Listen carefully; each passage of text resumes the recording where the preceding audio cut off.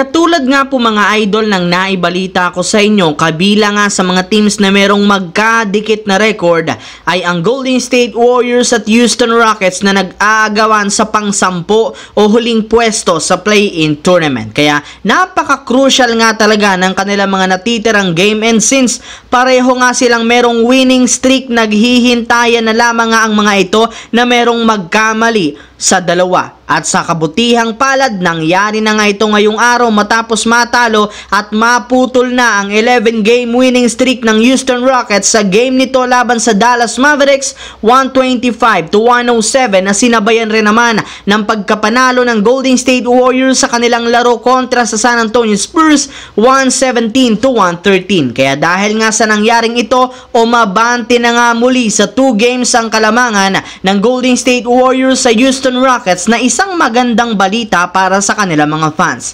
Ibig sabihin, makakahinga na nga ng saglit ang Warriors since may tsansa na nga ang kanilang team na makalayo sa posibilidad na bumagsak sa pang-11 pwesto. Bukod nga po dyan, hindi na rin naman nga biro ang mga susunod na laro ng Houston Rockets, na isang napakagandang balita para sa Golden State Warriors. Samantala, napigilan nga po mga idol ng Los Angeles Lakers ang gagawin sanang comeback ng Brooklyn Nets sa second half matapos mag-take over si LeBron James sa fourth quarter sa pagtatala niya ng 40 points, 7 rebounds, 5 assists sa kanyang 9 out of 10 shooting sa 3-point line. Kaya dahil dyan, mas naging maganda ang kanilang pwesto sa standings, at kasabay nga mga idol ng pagkapanalo ng Lakers ngayong araw, marami rin naman nga po ang nakapansin sa magandang ipinakitang solid performance ng kanilang guard na si Gabe Vincent sa unang game nito mula nang makabalik siya sa kanilang team matapos operahan. Bagamat man nakapagtala lamang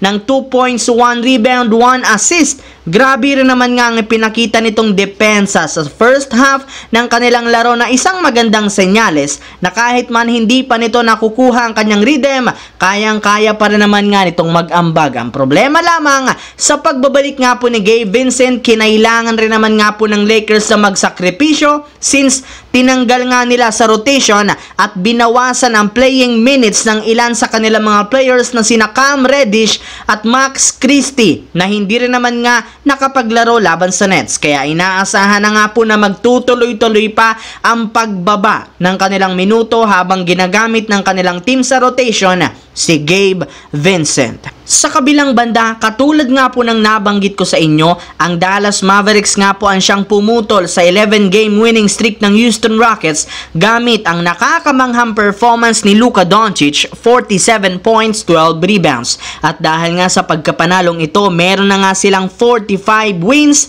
29 losses, kung saan nakuha na nga po nila ang top 5 sa West. Yes mga idol, bagamat man tabla ang record nila ng New Orleans Pelicans, ay ang Dallas pa rin naman ang aangat since mas mataas nga ang kanilang win-loss record sa division na siyang pinagbasihan ng kanilang tiebreaker. At dahil nga umangat na sa 5th seed ang Dallas, mas lumaki rin naman ang tsansa na makalaban agad nila sa first round ang 4th seeded team na Los Angeles Clippers. Yes mga idol, kung sakasakali mang wala nang mabago sa kanilang pwesto, ang mangyayari nga isa sa mga pinaka-exciting, pinaka-aabangang matchup ng mga fans sa pagitan ng Dallas Mavericks at Los Angeles Clippers. So yun lamang mga idol ang ating bagong video. Once again, this is your J-Zone TV. Huwag kalimutang mag-like at syempre mag-subscribe. Pindutin ang notification bell sa akin channel para lagi kayo maging updated sa mga videos at syempre laging maging updated sa mga nangyayari sa NBA. I-follow nyo na ang ating Facebook page, J-Zone TV.